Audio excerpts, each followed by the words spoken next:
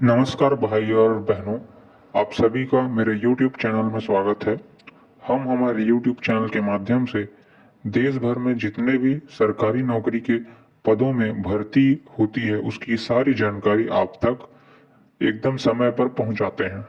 अगर आप भी सरकारी नौकरी की प्रिपरेशन कर रहे हैं तो हमारे चैनल को सब्सक्राइब कर लें ताकि लेटेस्ट न्यूज़ जो होती है वैकेंसियों की, रिक्रूटमेंट्स की और रिजल्ट्स की, वह आप तक सबसे पहले पहुंच सके। आज के इस वीडियो में हम बात करेंगे स्टेट बैंक ऑफ इंडिया के द्वारा निकाले गए क्लर्क पोस्ट पर रिक्रूटमेंट नोटिफिकेशन की। एसबीआई क्लर्क नोटिफिकेशन 2023 जो अभी अभी रिलीज हुई है 16 नवंबर 2023 की, उसकी चर्चा होगी आज के इस वीडियो में, वो भी बड़े डिटेल से। तो चलिए वीडियो शुरू करते हैं। तो आप लोगों को बता दें कि 16 नवंबर 2023 के दिन स्टेट बैंक ऑफ इंडिया की तरफ से उनकी ऑफिशियल वेबसाइट पर एसबीआई क्लर्क नोटिफिकेशन 2023 रिलीज किया गया। उसमें बताया गया कि एसबीआई क्लर्क जो रिक्रूटमेंट है उसका जो ऑनलाइन एप्लीकेशन स्टार्ट हो रहा है वह 17 नवंबर 2023 से होगा। एप्लीकेशन भरने की आखिरी तारीख 7 दिसंबर 2023 बताई गई है। इस रिक्रूटमेंट के अंतर्गत जो प्रीलिमिनरी एग्जाम होगा वह जनवरी या फरवरी महीने में हो सकता है साल 2024 में, यानी कि एक महीने बाद। और जो मेन एग्जाम होगा, प्रीलिमिनरी एग्जाम जो क्लियर कर लेंगे वह मेन एग्जाम दिलाएंगे, और वह मेन एग्जाम होगा मार्च अप्रैल 2024 में। तो टोटल नंबर ऑफ वैकेंसी की बात की जाए तो 8,773 टोटल वैकेंसी होगी। 8,773 जो टोटल वैकेंसी है उसमें 8,283 रेगुलर वैकेंसी होगी और 490 बैकलॉग वैकेंसी होगी। अब बात करते हैं एलिजिबिलिटी क्राइटेरिया की। एलिजिबिलिटी क्राइटेरिया के अंदर अगर आप एजुकेशनल क्वालिफिकेशन को देखेंगे तो हम आपको बता दें कि इस परीक्षा को वही दिला सकते हैं जिनके पास एक बैचलर डिग्री हो, किसी भी सब्जेक्ट में हो सकती है, बैचलर डिग्री होना चाहिए एक सही यूनिवर्सिटी से, या फिर वो लोग जो अपने फाइनल ईयर में हो, यानी कि जो अपने ग्रेजुएशन के फाइनल ईयर में है वो भी इस रिक्रूटमेंट के लिए अप्लाई कर सकते हैं। एलिजिबिलिटी क्राइटेरिया के अंदर एज लिमिट भी बताई गई है। आपकी उम्र 18 वर्ष से अधिक होनी चाहिए और 25 वर्ष से कम होनी चाहिए।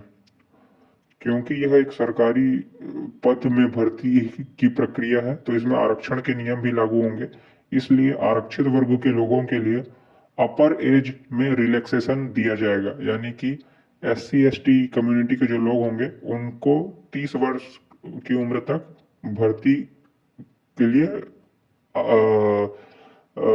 वो दिया जाएगा, परमिशन दिया जाएगा। जहां तक बात है सिलेक्शन प्रोसेस की, तो बता दें कि सिलेक्शन प्रोसेस बड़ा ही सिंपल है।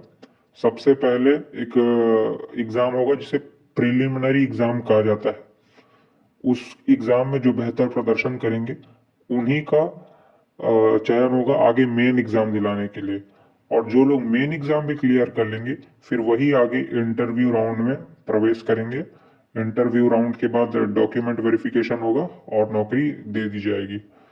जहां तक अब बात करते हैं प्रीलिमिनरी एग्जाम को डिटेल में, तो जो प्रीलिमिनरी एग्जाम जो होगा वो ऑब्जेक्टिव टाइप होगा, ऑनलाइन टेस्ट होगा, यानी कि वो कंप्यूटर बेस्ड एग्जाम होगा। और ऑब्जेक्टिव टाइप यानी मल्टीपल चॉइस क्वेश्चंस होंगे। एग्जाम जो होगा प्रीलिमिनरी जो एग्जाम होगा उसमें दो सेक्शन होंगे। पहला सेक्शन होगा इंग्लिश लैंग्वेज का और दूसरा सेक्शन होगा रीजनिंग एबिलिटी का।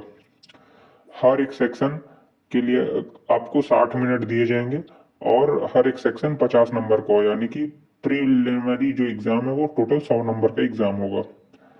जो कैंडिडेट है उसको मतलब दोनों ही सेक्शन में, यानी कि इंग्लिश सेक्शन में भी और रीजनिंग सेक्शन में, दोनों में ही मिनिमम क्वालिफाई जो स्कोर होगा उतना तो लाना है, तभी वो मेन एग्जाम के लिए चयन हो सकता है। अब बात करते हैं मेन एग्जाम की। तो मेन एग्जाम जो होगा वह भी ऑब्जेक्टिव टाइप ही होगा, मल्टीपल चॉइस क्वेश्चन ही आएंगे, वो भी कंप्यूटर बेस्ड एग्जाम ही होगा।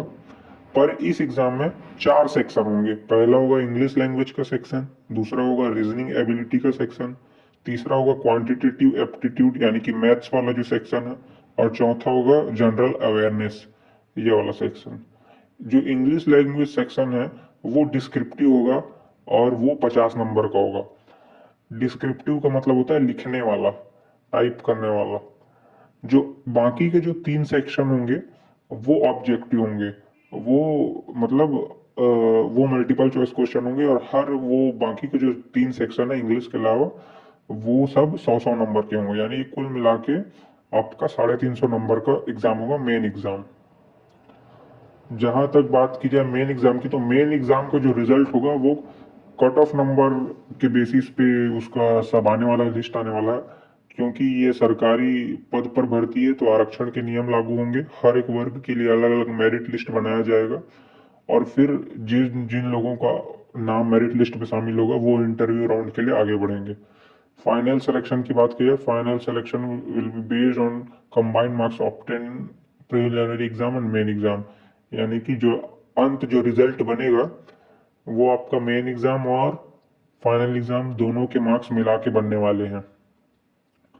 जो भी कैंडिडेट इस रिक्रूटमेंट में हिस्सा लेना चाहते हैं उनके अंदर कंप्यूटर जो उपयोग करने का स्किल होना चाहिए, बेसिक स्किल जो होता है वो होना चाहिए और उनका इंग्लिश में भी बेसिक पकड़ होनी चाहिए। अब बात कर लेते हैं इस रिक्रूटमेंट में क्यों हिस्सा ले, इसकी सैलरी क्या है, इसके अलाउंस क्या है। तो आपको बता दें कि सबसे शुरुआती तौर में जैसे ही आप स्टेट बैंक ऑफ इंडिया के अंदर क्लर्क बनते हैं तो आपको 19,900 रुपए का सैलरी पर मंथ मिलेगा।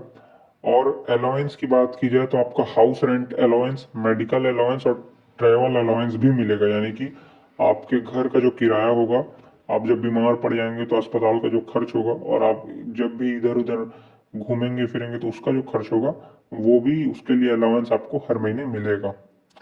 जहां तक बात की जाए एप्लीकेशन प्रोसेस की, एप्लीकेशन प्रोसेस भी बहुत ही सरल होता है। कोई भी कैंडिडेट एसबीआई की ऑफिशियल वेबसाइट www.sbi.co.in पे जाकर अप्लाई कर सकता है। एप्लीकेशन जो फीस है जनरल कैटेगरी के लिए वो 750 रखी गई है और बाकी अन्य कैटेगरी के लिए 125 रुपये रखी गई है। और जितने भी इम्पोर्टेंट लिंक्स जो हैं वो आपको डिस्क्रिप्शन में मिल जाएगा। उम्मीद करते हैं कि यह वीडियो आपको पसंद आया होगा। इस वीडियो के जरिए से आपके तक वो सारी जरूरी इंफॉर्मेशन पहुंची होगी जो हम देना चाहते थे। अगर ऐसे ही आपको सरकारी नौकरी से जुड़ी खबरें समय पर चाहिए तो हमारे चैनल को सब्सक्राइब करें और बेल नोटिफिकेशन जरूर ऑन करें।